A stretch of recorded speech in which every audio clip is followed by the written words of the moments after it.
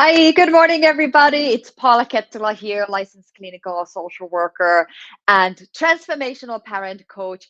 Welcome for the last day of my series that I call Let's Play. I am celebrating Play Therapy Week this week, and I am really committed to teaching you how to play with your kids because play decreases stress, can decrease aggression, can really create this close connected bond with your child.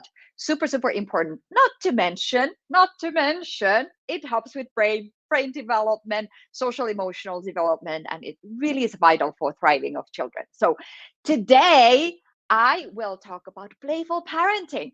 So just in a bit, we're going to dive into another option for parenting instead of rewards, discipline, punishment, consequences, or being too permissive and letting the kids run amok. There's another choice, and that's called playful parenting. So I'm going to talk about how to elicit cooperation through play, how you can reinforce rules and boundaries through play, how to decrease aggression and handle aggressive behavior like hitting, biting, kicking, all those kinds of things, as well as sibling rivalry. So, super, super juicy stuff today. And I love this work because I've been in this field working with kids and parents for over 20 years. I've had my private practice here in San Diego. I'm a play therapist, I'm a transformational parent coach. And my intention is to really support parents creating exceptional relationships with their children, live a vision driven life, parent from overflow instead of overwhelm, and really learn to parent from a place of being connected and calm, being able to be confident and inspiring, influential, and empowering leader in your family. So that's what my work is all about. If you would like to find out more how to work with me, there's a link in this in the description section of this video where you can book a 20-minute free call with me. It's kind of like a play assessment, figuring out what's going on in your family, what are the struggles, the challenges that you might have with playing, because sometimes we just get into this stress mode and we don't anymore know how to have fun. So you can book that free 20-minute call. Also, until tomorrow at 6 p.m., tomorrow, Saturday, it'll be February 12th, 6 p.m. My play bundles are 20% off. So you get 5 hours of play, 20% off, or you can get 10 hours of play, 20% off. And I'm going to put the link in the description as well. And the goal of these play sessions is really to, again, dive deeper, figure out what's in the way, like what's happening in your family, what are the challenges, what are the behaviors that the kids are displaying, where's your gap as a parent to connect with them. And then after that assessment, I will come up with an individualized plan. Not only that, not only a plan for you to know what to do and how to play with your children to solve those behavior issues, but I will come and play with you. There's so many things we can do online, so you can I'll guide you through all kinds of different play activities we do together as a family, and you can start your own parenting playbook based on that is specifically designed for you. So that is what I'm offering for you. The offer 20% off is going until 6 p.m. tomorrow, Saturday, and you can find the link in the description section. So let's talk about playful parenting. So I want to really like kind of backtrack here a little bit before talking about playful parenting, because I want you to understand why is it so important. The thing that parents really want is influence. Not only want, I think it's vital. I think it's vital in order for us to be able to launch children successfully into the world. One needs to have influence. Now, what is influence? Influence is not control. Influence is not overpowering. Influence is not manipulation. Influence is not force. Influence has nothing to do with rewards, consequences, punishment, and other methods that we've been using for a long time in parenting. Influence is about your leadership. Like, what kind of leader are you? Like, imagine um, Martin Luther King, Gandhi, Nelson Mandela, all these amazing leaders in the world. They have tremendous influence over people, positive influence.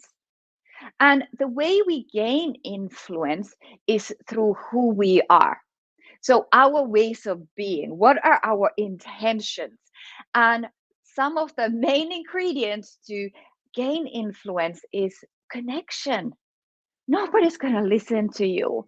Nobody is going to follow what you suggest unless there is a positive connection, unless there is enough love and connection and compassion, the child feeling understood by you.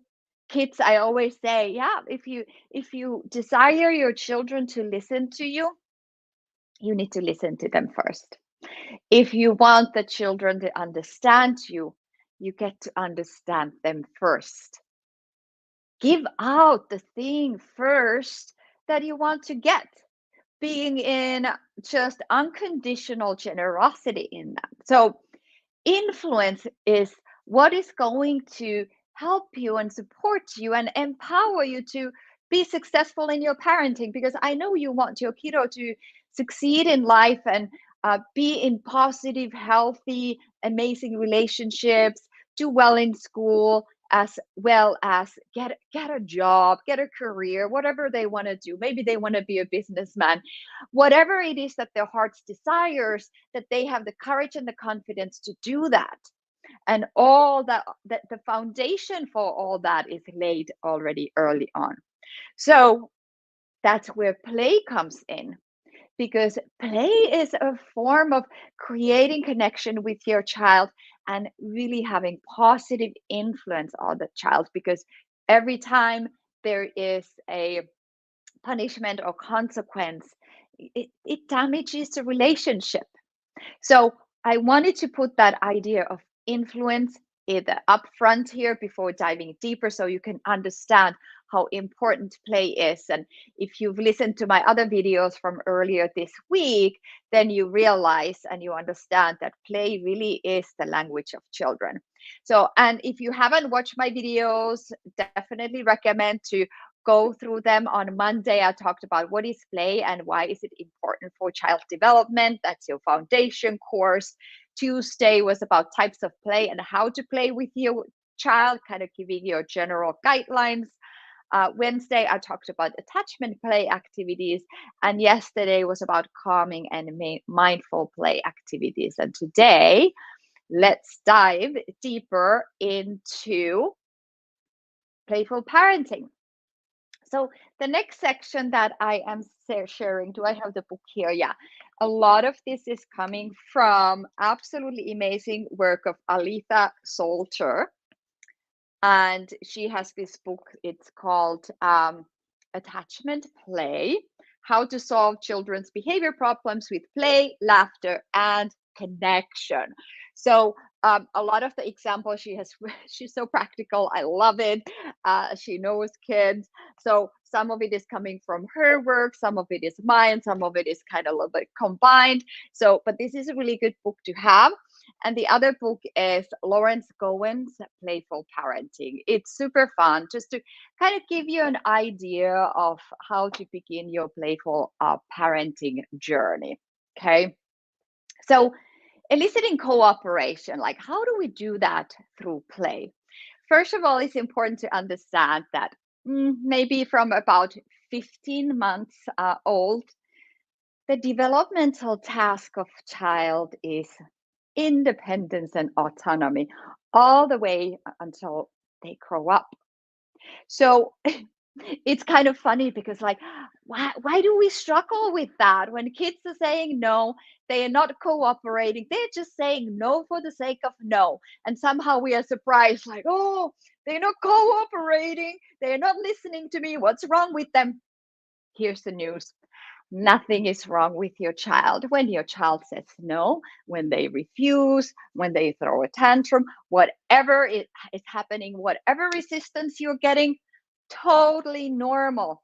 So let's not fret about it too much because that is their task. Their task is to become awesome, amazing, independent, autonomous person. And we have the beautiful job, privilege, and responsibility to support children in this really, really challenging task. So let's make it fun for them, okay? So if you use some fear-based methods like punishments, consequences, rewards, even rewards, uh, go under that category and are completely unnecessary. A lot of parents do that because they work. I don't deny that they work. They can be very effective, actually. You may be able to gain a um, very instant cooperation from your child. Temporary compliance. It doesn't solve the long-term problem because, like we said, there is autonomy and independence that is driving the child. So it's going to keep happening. So the problem with these fear-based methods is that it damages the relationship with your child. And the relationship with the child gets to be based on unconditional love, trust, and safety and security, all those things that are so vital for the child to have that secure base, that attachment that we talked about earlier on in the week. So anytime you threaten or use those punishments, you're actually chipping away from that relationship because now we are using our own power and control to run our own agendas, really, because it a lot about the day-to-day life is about what we need, our agenda. I need to do this, I get to have this done. Do you think the kids cares? Do you think the children care, like, if you get to your to-do list or not? They don't. That's not important to them. What's important for them is to be in the moment and the play. We get to respect that. We get to respect that too. And of course, life also gets to happen. But the main here is that, okay, yes, you might gain a temporary compliance through the threats. They work, but the cost, the prices that we pay for that is damaging the relationship. And, they will continue to rebel.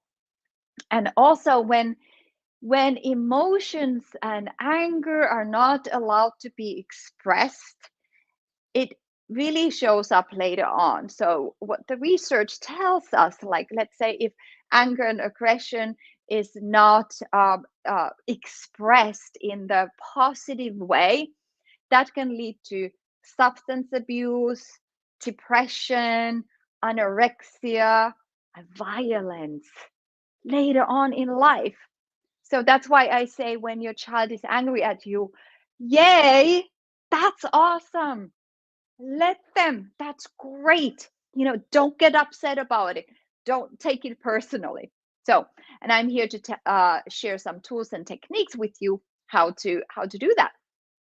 So, back to cooperation. So, there's three main ways to elicit cooperation, and I'm sure you've heard about these. You can give explanations, and this is really, really important. Explanation why you are asking the child to do a certain thing. Why do they need to brush teeth? Why do they need to put clothes on? Why do they need to buckle themselves up in the car?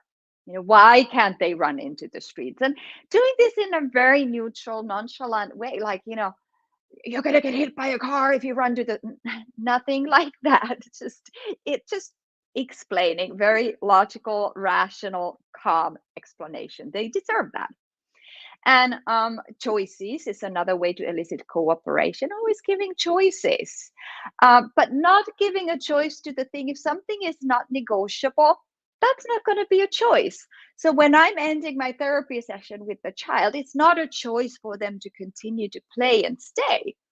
The choice that I would give kids, like, oh, usually I would put it into a question like, oh, I'm interested if you are going to take the stairs or the elevator to go down. Sometimes I would have the parent leave already, so maybe the parent is already downstairs. Like, I wonder if you're gonna take the stairs or the elevator to meet your mom downstairs. So they have a choice in that. So wherever you can create a choice, create a choice.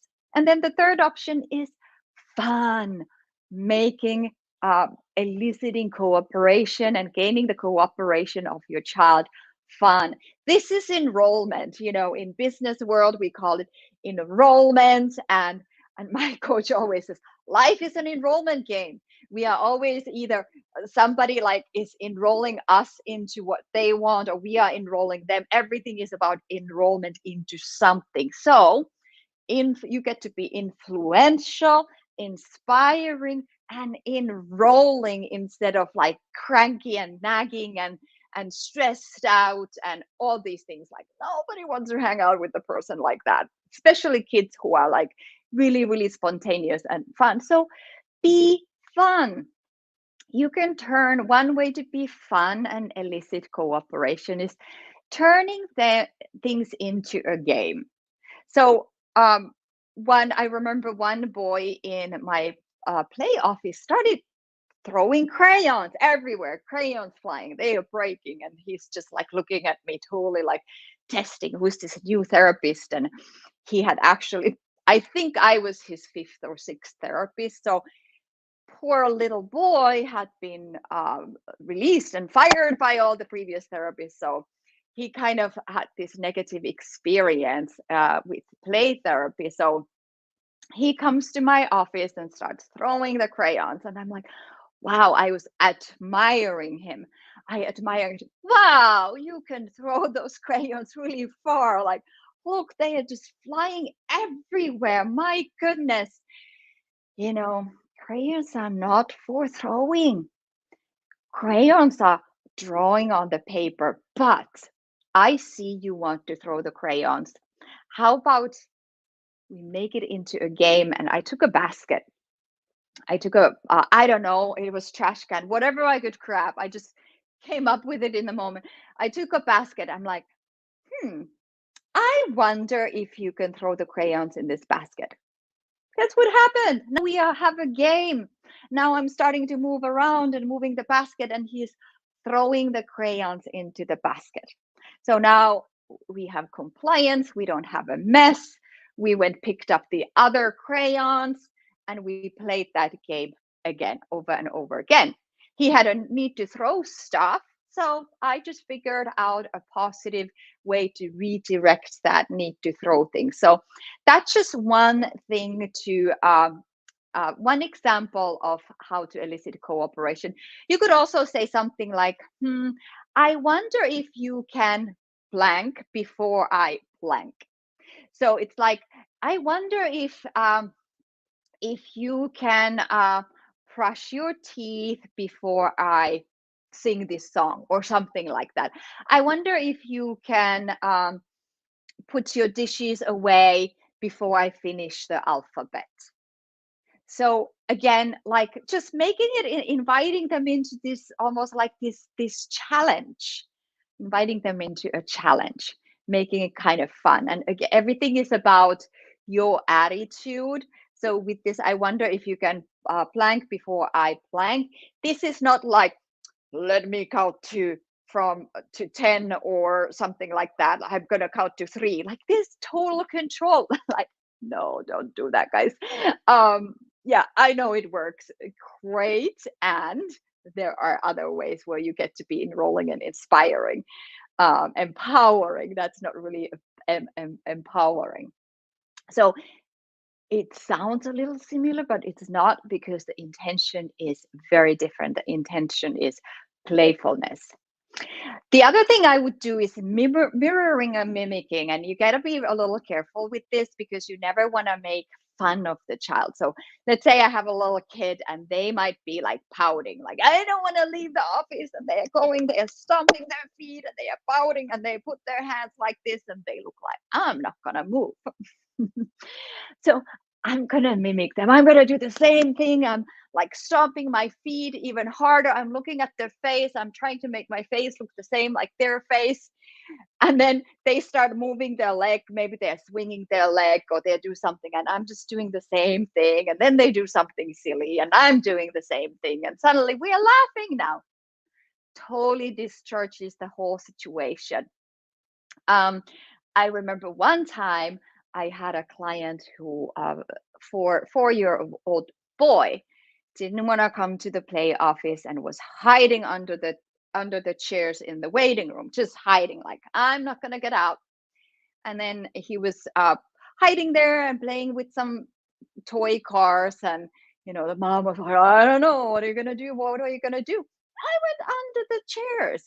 I asked for permission, went under the chairs, like, oh, this is interesting here. What's going on? And we started playing with the cars back and forth. Then I like pushed the car a little bit further towards my office, and he went after that. So the point here is, like, I just went to his level. I just did whatever he was doing. I was connecting. It took maybe 10 minutes or something like that. But eventually he came to the play office and we played, you know. So, or same thing works for kids who are going under the bed a lot. Sometimes they're like, I'm refusing, I'm going under. Go under the bed with them. Oh, be curious, what's going on? It's interesting here. Something like that. You can also do like the cleanup song if kids are having really trouble putting their toys away. You can put a fun song in, clean up with them, at least get them started that way. Don't just stand there and wait that they're going to clean up. You can also say things like, where does this belong? Where do these go? I'm going to be faster. I wonder if I'm going to be faster than you putting these things away. So you make it into a speed challenge. The other things that are fun for kids is just pretend to be an animal. Let's do little bunny hops to the bathroom to brush our teeth. Let's gallop to the car like a horse, or whatever it is. You can come up with whatever. How do you want to go to the bathroom? Do you want a piggyback ride, or do you want what is that called? The cartwheel, like that, walking on their hands, like whatever silliness you can think of, making it fun. Getting dressed, if you want to elicit cooperation with getting dressed with your child. So dress together with them and get like silly, like put your feet through the sleeves of the shirt. Is this how this go? Put your socks on your head. Do something super. Can you show me? Like, just pretend that you don't know what you are doing. And what are they gonna do? They're gonna, no, no, no, no. This is where you put your socks, and this is where you put the other sock. This is where the pants go, and ta-da! They're gonna be dressed. So again, you're fun. You're enrolling, and just kind of, these are just examples, and go with the flow. Like, I never know like what I'm gonna do. I don't have a plan. I have a blank mind. I have no idea what's gonna happen. But what I do trust and believe is that creative expression of the present moment, that in that moment, if I'm attuned with the child and I'm, in this space of creativity myself, then we can come up with all kinds of different games and that are fun, that are very like specific and unique to your family and to your child. So that was about cooperation. How about setting limits and following rules? Sometimes that can be a challenge. This is where a lot of parents kind of start nagging or yelling. I'm told you 10 times and now I'm yelling at you. And obviously we know that that doesn't work. So figuring out, okay, how can you make it a game? Let's say the child is running around or doing something they're not supposed to do, like find the off button. Okay, let me come. Where's your off button? Start like poking them. Where is it?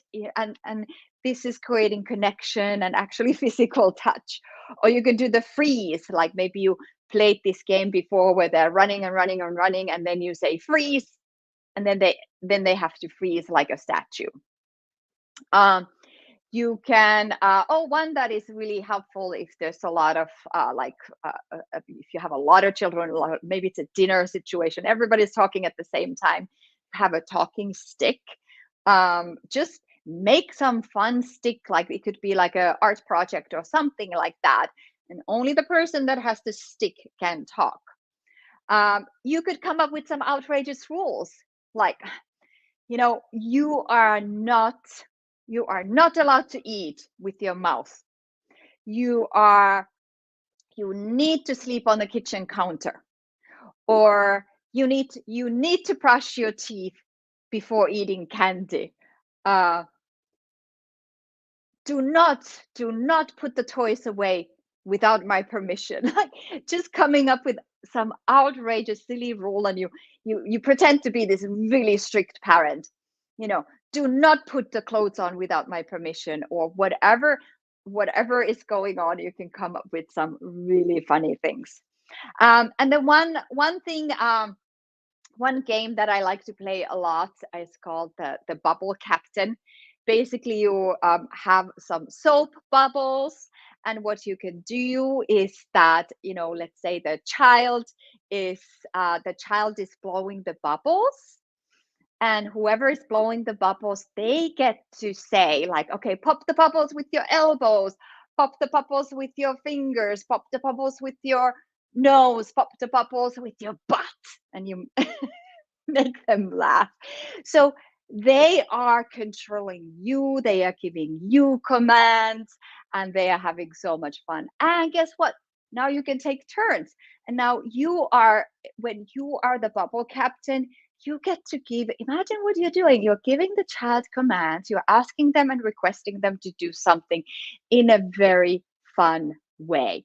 So that, and playing that over and over and over again is for sure going to have a ripple effect then on to other things in life, where they are more compliant and more likely to listen to you. Okay, next section, I want to talk about anger and aggression for a little bit, and how to handle aggressive behaviors. This is really scary. I know for a lot of parents, this is really scary. They get worried. The child might be hitting the younger child, might be hitting you. And it's like, oh my God, my child is turning into some monster. They are not turning into a monster. They are sweet, amazing, loving, and lovable human beings. So, number one thing to remember with aggression is that the root cause of aggression is stress. It's a stress response. Something is triggering them to be in stress response. So something is stressing them out. It could be as a result of trauma. It could be accumulation of traumatic and stressful experiences that sometimes adults and parents don't even realize what traumatizes a child. Could be a simple visit to the doctor, getting a shot, going to the dentist, mom or dad getting sick, whatever it is. Kids get traumatized way more easily than us adults do. So we get to be mindful of that. So it could be stress or unresolved trauma, loss and grief that they haven't worked through, or whatever it is. It's some emotional pain is underneath that. Many times it's also unmet needs. Children are feeling unlovable. They are not feeling important.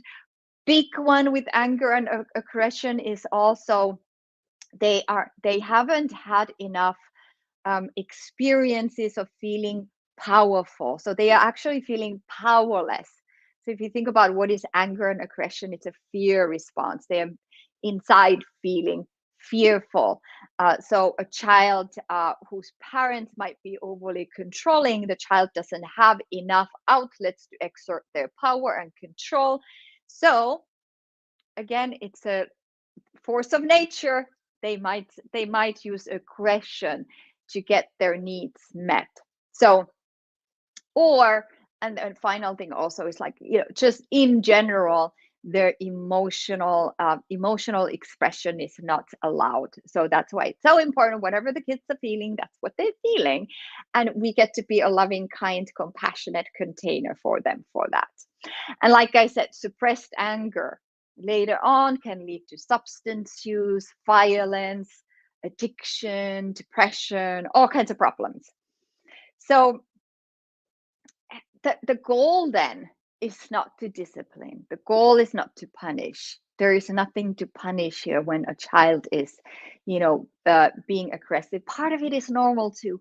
Raging and aggression, fighting, hitting, kicking, biting, to totally normal part of growing up too. So some of it is just part of a developmental phase, and it's as adults who are uncomfortable with that. So we get to be comfortable with that, and we get to also address that in a positive way. And the way to address anger issues is looking at what's underneath, release that, let those emotions be released, process whatever traumas might be. Take your kiddo to a play therapist. They will know how to help and guide the child release any trauma or stress, and process their traumas and what scary experiences that they've had.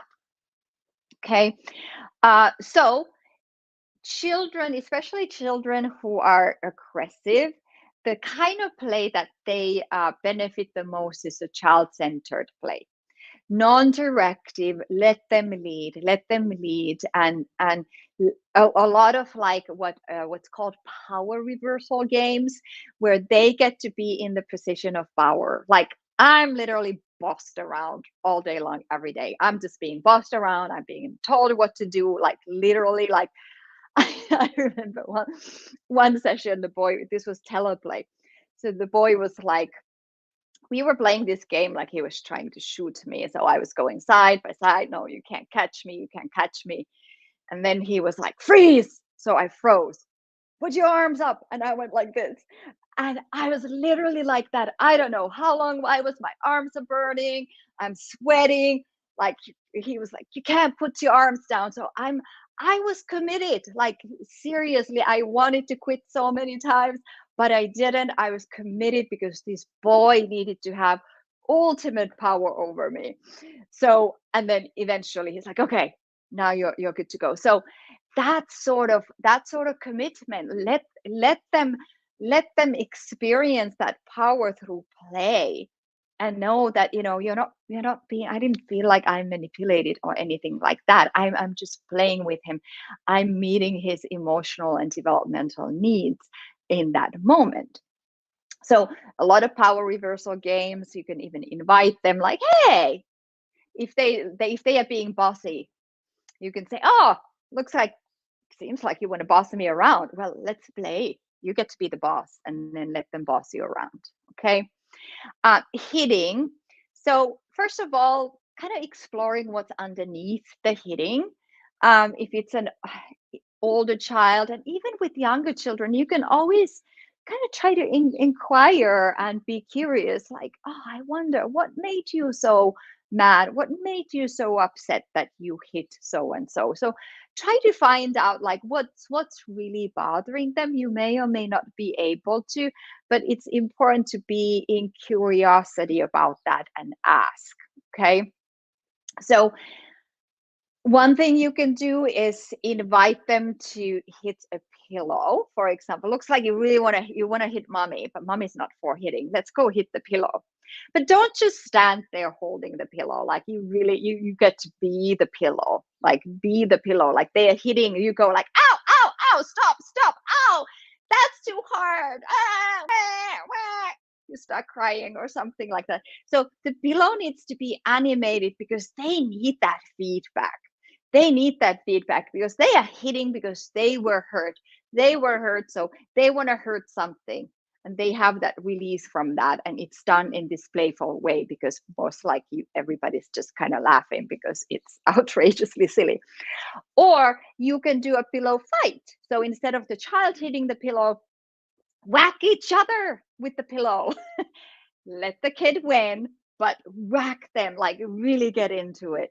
That can really, it can be a really great outlet for the child to express their anger at you. They might be super angry at you about something and just can't express it. So let them whack you, let them win.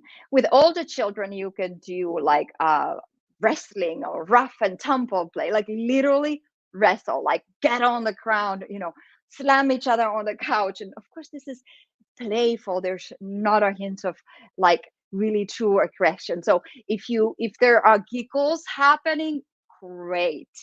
If there are like challenges happening, great. And when you do this, you're always connected, and make sure you also have some eye contact with the child. We don't want them to dissociate and just kind of check out.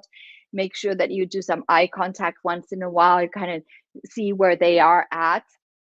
But the rough and tumble and wrestling is really great, especially with older children, especially with girls, because girls get to feel tough and strong and empowered. So rough and tumble play, like, yeah, wrestle with even with your girls, because they get to feel strong. And with this kind of physical rough and tumble play and wrestling, it's important to set ground rules. So this, if it's the first time ever that you play wrestling or rough and tumble with your kiddo, make sure you set ground rules, like no hitting in the face or whatever it is that you kind of feel like, okay, this gets to be a ground rule here.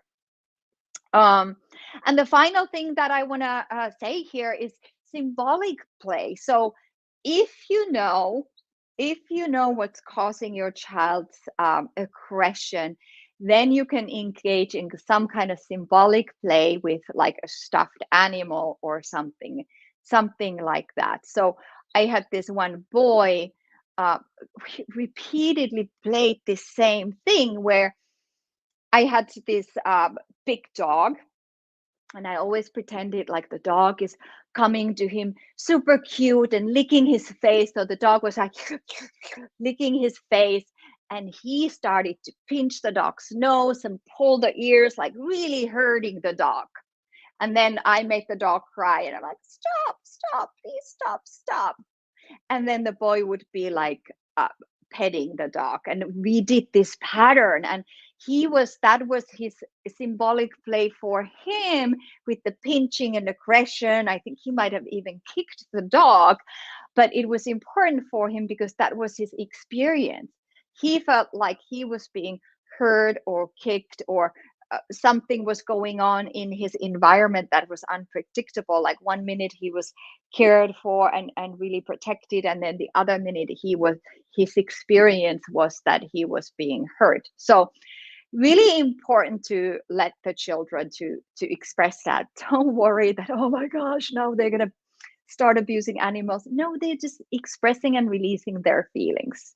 Okay, so that is what I have for you today. All these amazing ways to help kids release their anger and aggression, work through stress, how to be playful with setting limits and boundaries, and how to elicit cooperation in a very playful way. I'm so glad, so happy you have joined me for this entire week of this amazing, very abundant. I know I'm like talking fast because I want to give you a lot of information.